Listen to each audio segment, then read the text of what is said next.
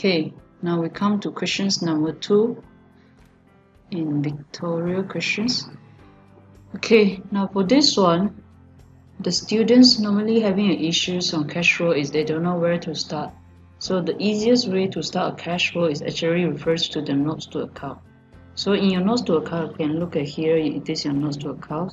They'll give you some information which is for the adjustment. So this is normally the things you need to take care of. So it refers to the financial statements and refers to the notes to account to do the accounts directly.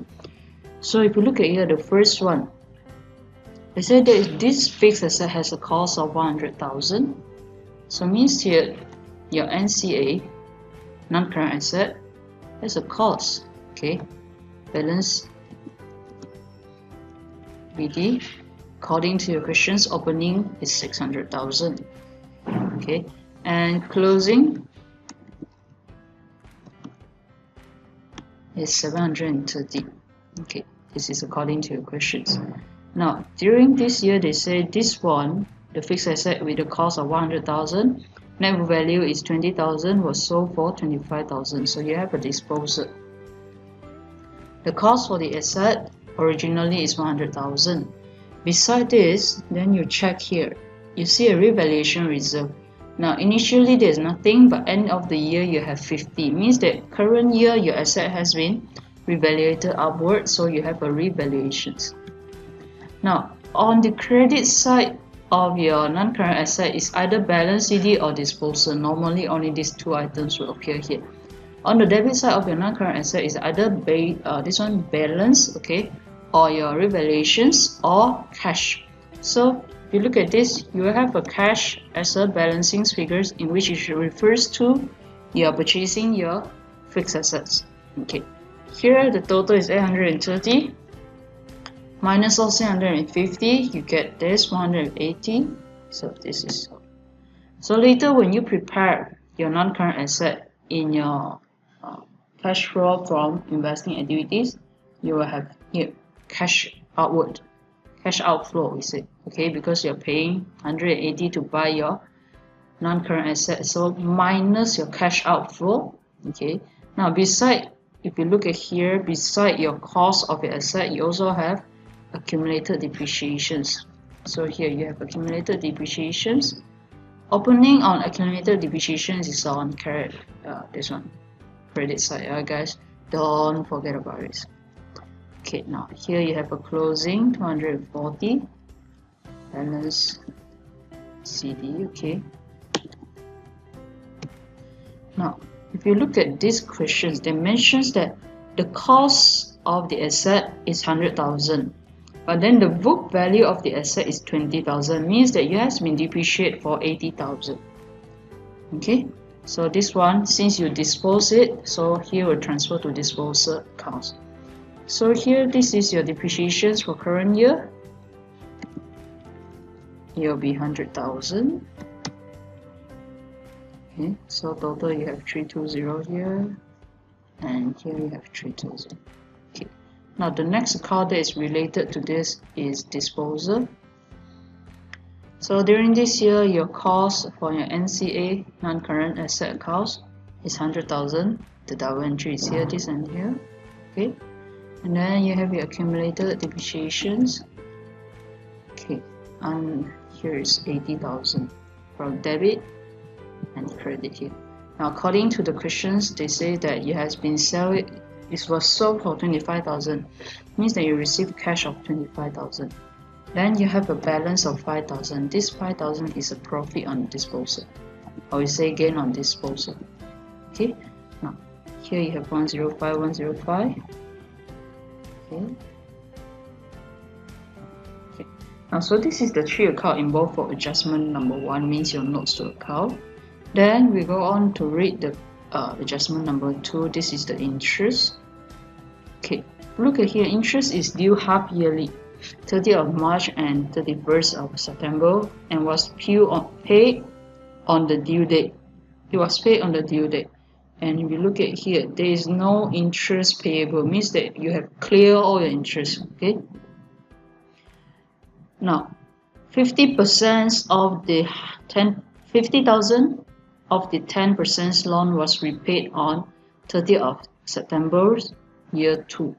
If you look at here, your accounting year end is at 30th of September. Means that this is a loan.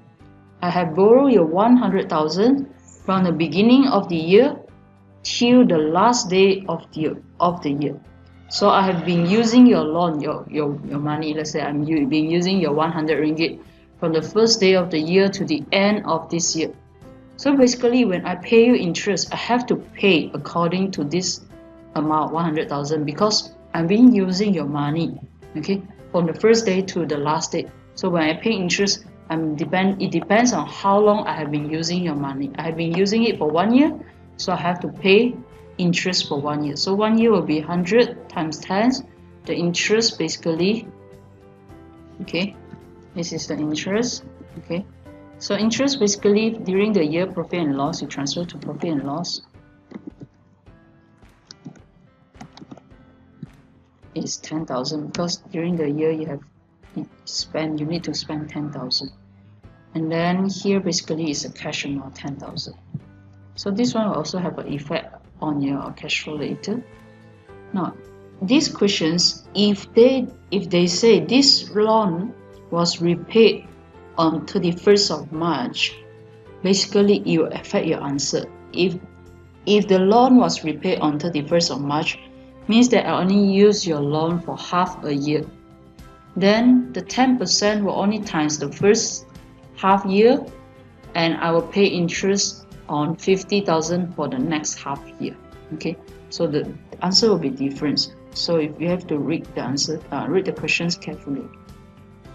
Okay, now look at notes number 3. Okay, notes number 3, it says that increase in share capital took place in 1st of January year 2. Okay, here just to tell you that there is an increase. So basically means that your capital, okay, you have your ordinary share capital account. Increase of share initially during the year is 150. This is balance BD. At the end of the year, you will have 200,000. So this is your balance CD. Okay. So basically means that here is an increase 50 is from the cash. It start from January, and then same thing if you look at your share premium accounts. Okay, if you look at your share premium accounts, initial opening is 50. And then later at the end you have 80. So this is balance BD, and then you have balance CD. So the difference is 30,000. This 30,000 is the cash amount that you have been received. So this amount you'll be using into your here. This one go to your financial statement later. This figure you go to finance later. These figures you go to financial statement later. Okay. Now this from profit or loss figures you will go to operations later. These figures. Disposal, the profit figures this side. You also have to go to disposal. Operations later. Put a mark here in case you're not too sure what should I do. This is operations cash flow. Okay, something go on. Okay, something. Okay, so this depreciations you will go to operating cash flow later on. Okay, and this one you go to investment activities later on. So this is basically the information you need to know. Bank amount you will go to investment activities later on. So here bear in mind what is the activities you need to take care of. Cash amount also go to operating but on different side.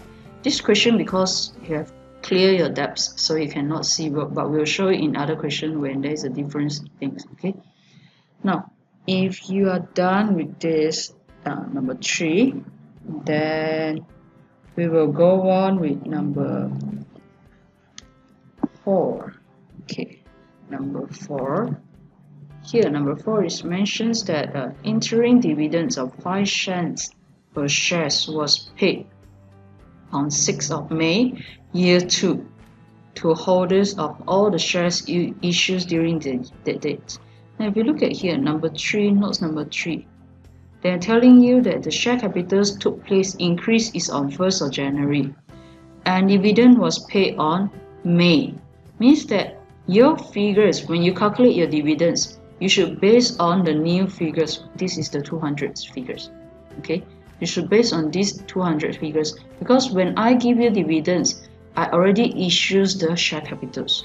So I have to base on the latest number of share capital is 200. Okay, there's a meaning why they want to let you know when they issue the share capitals. Okay, so we'll continue here. Number 4. Now, what's the thing we need to do here? Basically, interim dividend. So when you have an interim dividend, dividend is paid from your retained earning accounts. Okay, dividend is minus from your retained earning account. So there we have to, when you talk about dividend, you have to open a dividend account. You have to open your retained earning account. So look at your dividends payable accounts here. If you look at here, you have a dividends payable account. So we'll just open the dividends account. Since it's a payable, means it's a liability. Opening on credit side. Okay, opening is on 80,000. Okay, bear in mind this is BD, yeah. And then closing according to your questions is 22. So here you have balance CD. Okay, now questions say interim dividend. So if you still remember, when we say dividend, you have two types of dividend. One is interim dividend, one is a final dividend. Final dividend means that I declare this year but I'll pay next year. It's always a dividend payable.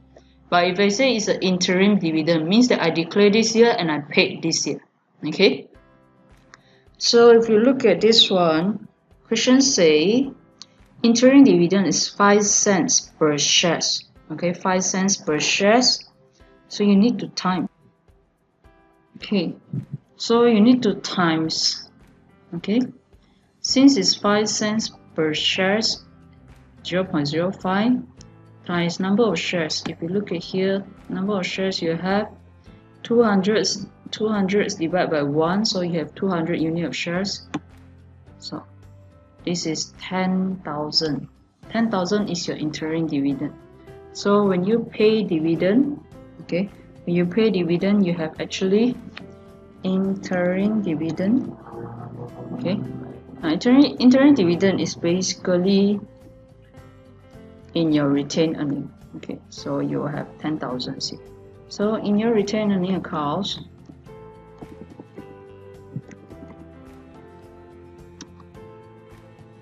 your retained earning accounts opening. Now bear in mind, opening also on credit side, because it's capital. Retained earning accounts opening is 176. Okay, then your closing is 203. Balance CD. Okay, now here you have an interim dividends, 10,000.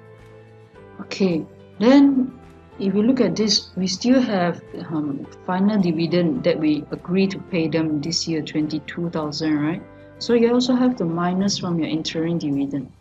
So here this is a final dividend that you agree to pay to them, 22,000.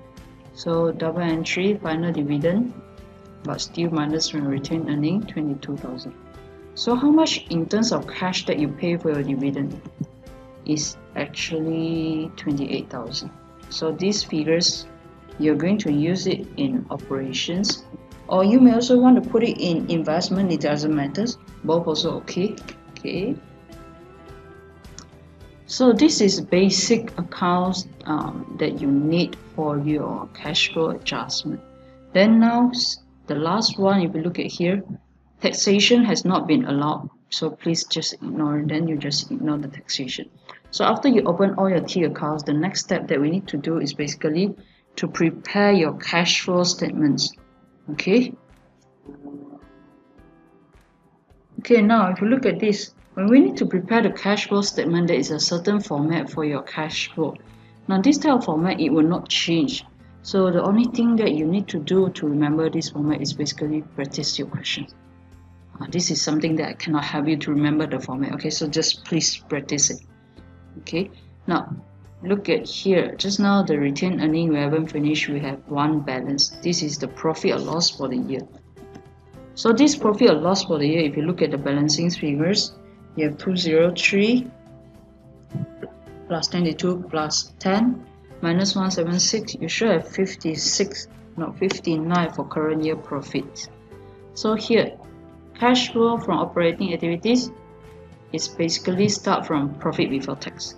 So this is basically your profit before tax because this question says there is no tax. Okay, so here you have 159 minus the depreciations. If you remember just now we say you have a depreciation, you're going to put in operating, right? If you check here, then this is the 100,000. Now depreciation should plus or minus. Answer is plus because previously in your income statement you minus it, right?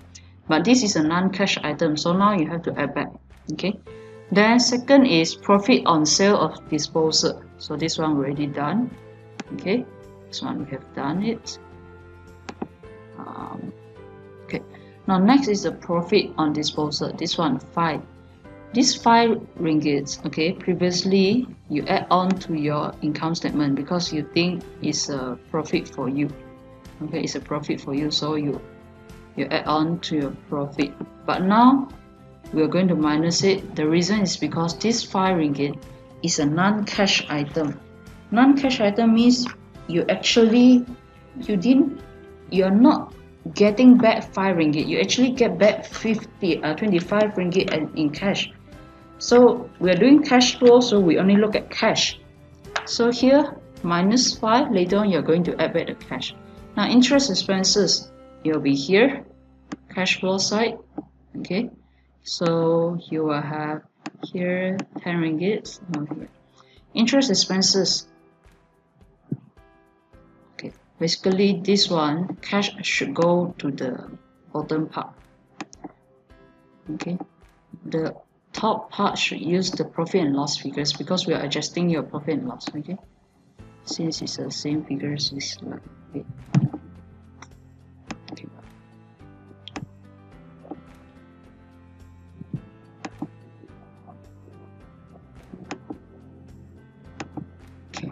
So here interest previously minus, so now you have back. So cash flow from operating before any charges is 164. Okay, then decrease in account receivable. So if you look at here, your account receivable from previous year is 90, now become 86. There is a decrease in account receivable. Basically means that your debtors pay you money. If your debtors increase, means they are owing you money, so your cash flow become lesser. But now your debtors pay you money, so you got more cash on hand. So a decrease in account receivable basically increase your cash flow. So 90 minus 6 and minus 86, you have 4. They pay you, right? So your cash on hand increased, so it's a plus.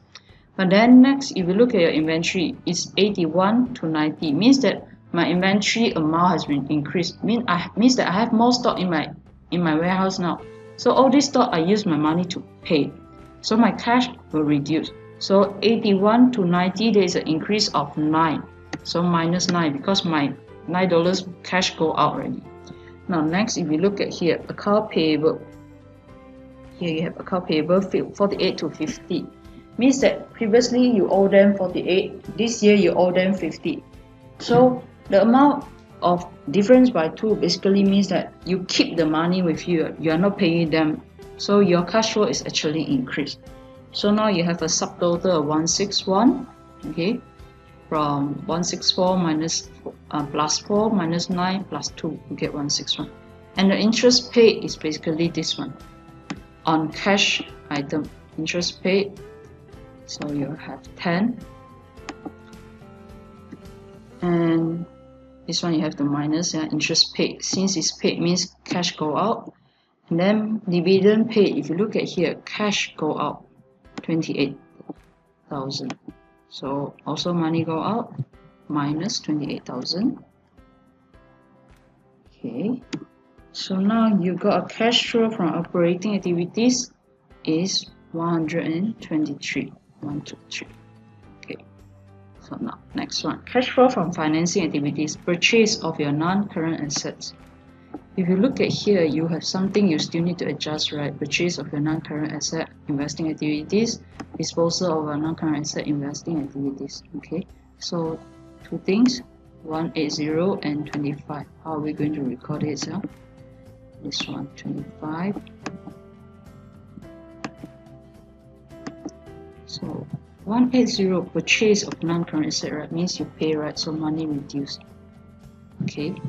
Proceed from sales of non-current asset means that you sell your asset and you receive money. So since you receive money, cash inflow increase. Okay, so total is still a minus because you paid 180. So here you have minus 155, and this is cash flow from investing activities. Next, okay.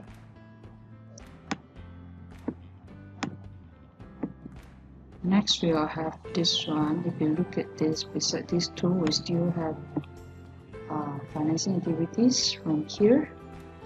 Financing activities is basically one, this side, and also from share premium. Yeah, these two, and also if you look at financing activities, you also have to look at your loan just now, your loan account. If you want to open, it's okay, but if you don't want to open, it's also okay. It doesn't matter because the difference is not much. Okay, balance BD is 100, and then during the year you pay back the money 50,000 according to the questions they already informed you, and the balance that you have is 50,000. This is your balance CD. Okay. So this is the amount that you need to take care of when you do your investment activities.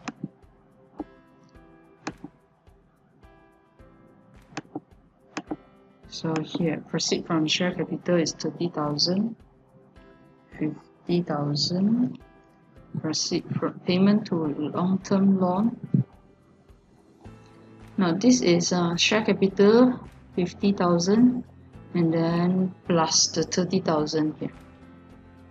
If you want to separate into two, you write 50 and 30 also okay for me, it doesn't matter.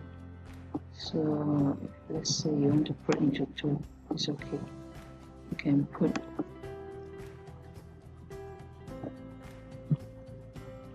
proceed from share premium as well.